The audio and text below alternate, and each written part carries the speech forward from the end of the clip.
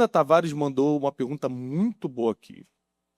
Como eu posso encontrar o equilíbrio entre razão, emoção e fé? Existe algum equilíbrio entre filosofar, a razão, dominar ou pelo menos ter alguma gestão do que se sente e ao mesmo tempo ter equilíbrio com a fé, que é acreditar em algo que você não pode ver? Olha, essa é uma pergunta de fato bastante vasta. Talvez a primeira resposta mais simples é: eu não tenho a mínima ideia, Boa. certo? Sendo absolutamente honesto. E acho que muitas das teorias sobre realizar isso são teorias que, às vezes, podem forçar um pouco a barra da lógica do pensamento, né? Mas, assim, você tem ao longo da história da filosofia, você tem exemplos, e na antiguidade, que a filosofia não era pensada só como aconteceu, acabou acontecendo na Europa, a filosofia se transformou numa disciplina técnica de sala de aula, né? Schopenhauer, inclusive, criticava isso no começo do 19.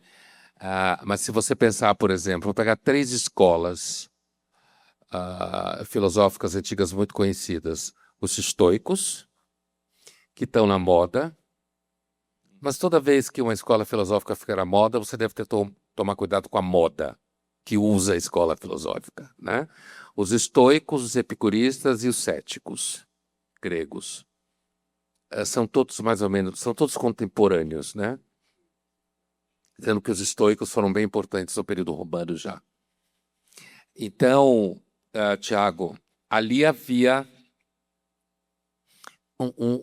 um pensamento assim como a filosofia de vida, é uma espécie de terapêutica da alma, e havia, então, o que a gente pode chamar de uma busca de equilíbrio, forçando a barra, mas dá para dizer que ali naquele momento havia. Então, por exemplo, tanto os estoicos, quanto os epicuristas, quanto os céticos, a ideia próxima de equilíbrio que a gente pode dar é o que eles chamavam de ataraxia, que é uma alma sem inquietações passionais, né?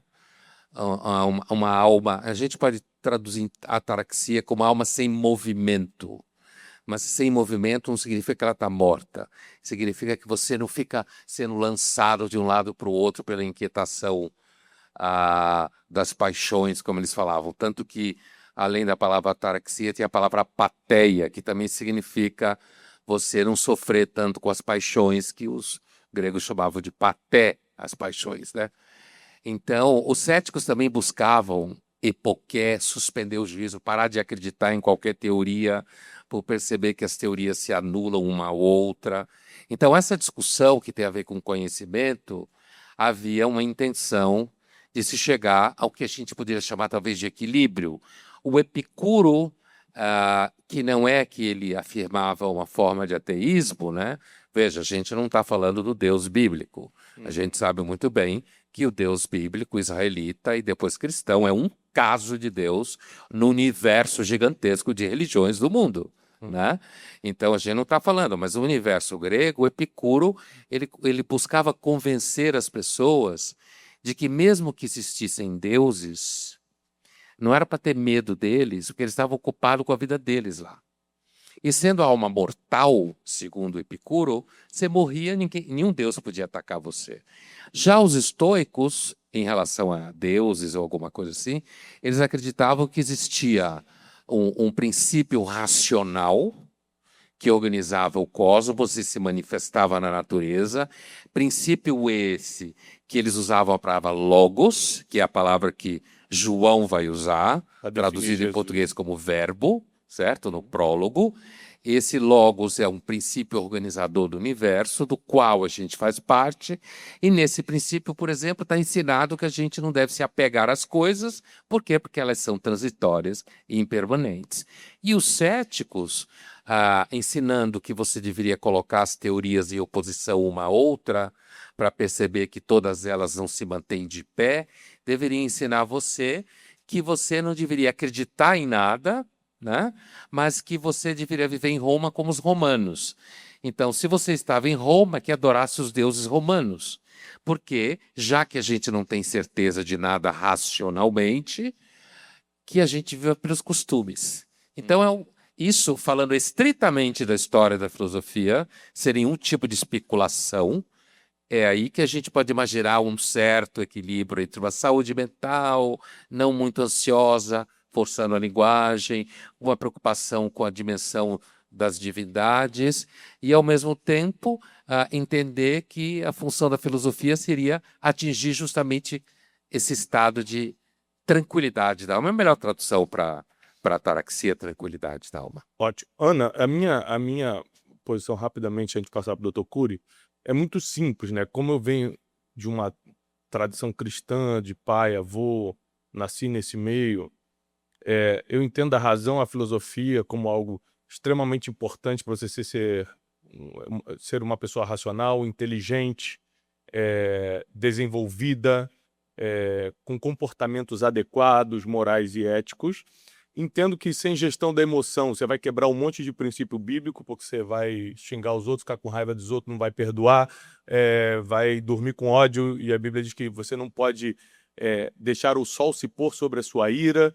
Então, sem gestão da emoção, você quebra um monte de princípio espiritual. Sem ser racional, você quebra outro princípio de que a fé precisa ser entendida para ser crida, e a fé entra nesse equilíbrio de você acreditar justamente naquilo que você não consegue ver, ou seja, aquilo que a filosofia não consegue explicar porque não tem dados, ou que a psiquiatria não pode descrever porque não é a função, a fé explica.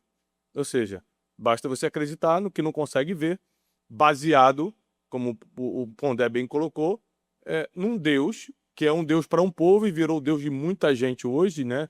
3 ou 4 bilhões de pessoas confessam a fé cristã no mundo hoje, mas começou com um povo que há 2000 anos era analfabeto, super pequeno, pobre, e se espalhou de uma forma inexplicável ao ponto de termos aí quase 4 bilhões de cristãos confessos. Dr. Cury, razão, emoção e fé se encontram de alguma forma? O mundo do conhecimento é um mundo fluido, e este mundo ele é completamente desequilibrado. Não há equilíbrio estrito. O ser humano está em contínuo processo de desequilíbrio. Cada pensamento passa pelo caos, é desconstruído e é reconstruído novamente num processo contínuo e inevitável. Não há equilíbrio entre a emocionalidade e a racionalidade, a intelectualidade. São dois mundos distintos em essência e natureza. A intelectualidade, ela é virtual, nós nunca incorporamos a realidade do objeto pensado, você está próximo e infinitamente distante de tudo e de todos. Quando eu dou treinamento, por exemplo, à Associação de Magistrados do Brasil, ou para o Ministério Público, eu sempre falo que um jurista que não se esvazia de si mesmo está julgando, está falando de si, embora pense que esteja falando do outro.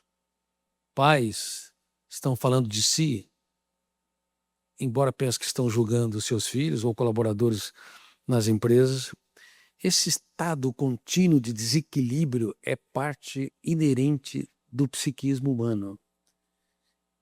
E eu tenho um carinho enorme, eu amo a filosofia, os pré-socráticos, Zenão de Eleia, Epicuro, como você disse, Xenófono, Parmênides.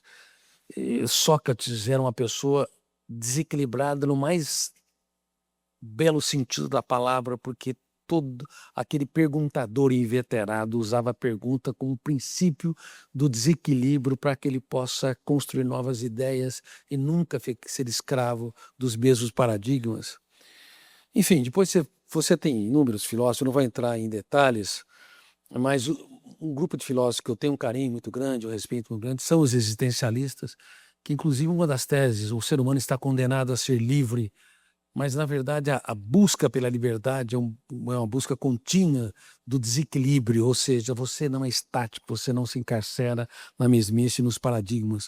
O ser humano que para de procurar, para de se perguntar, ele acha que é equilibrado, ele morreu enquanto construtor de novas ideias, enquanto um buscador, enquanto alguém que vivencia pouco a pouco a sabedoria. Todos que param, todos que não sonham, interrompem o processo de evolução e de crescimento. Em relação à teologia, que fica no meio entre a intelectualidade e a emocionalidade, a teologia fala daquele que se esconde atrás da cortina do tempo e do espaço, que nós chamamos de Deus e que é uma eterna procura, mas você tem que se esvaziar de si mesmo para ter menos religiosidade e mais perceptividade das nuances desse que aparentemente opta pelo silêncio diante das mais incríveis mazelas humanas. Parece que ele está ausente de toda a dor, de todo o caos, de toda a perda, mas muito provavelmente ele chora as lágrimas daqueles que se desequilibram, chora as lágrimas dos pais que perdem seus filhos, dos filhos que na solidão perdem os seus pais.